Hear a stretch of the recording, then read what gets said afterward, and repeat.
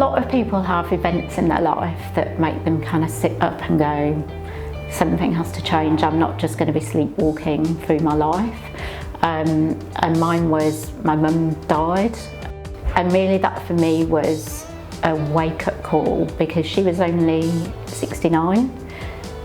It was kind of like, I'm in my 40s and suddenly 69 doesn't seem old. If that was going to be my lifespan, I was already 2/3 through it.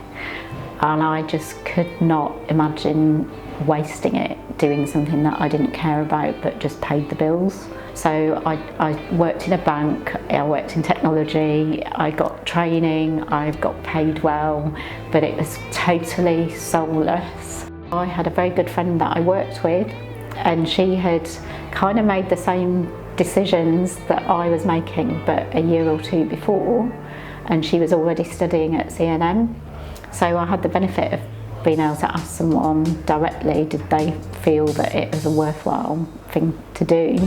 And what I really liked about CNM was that you could study part-time, and I actually loved it from the beginning, although I did find it quite hard.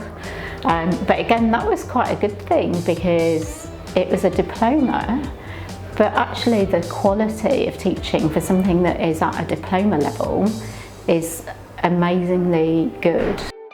I then started setting up my company while I was still a student.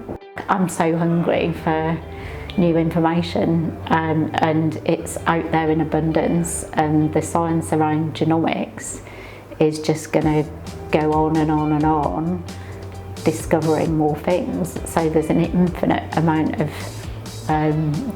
knowledge for me to understand, really. I'm really thankful to be living at a time when I've had this opportunity to just do something different, and something that I genuinely do love.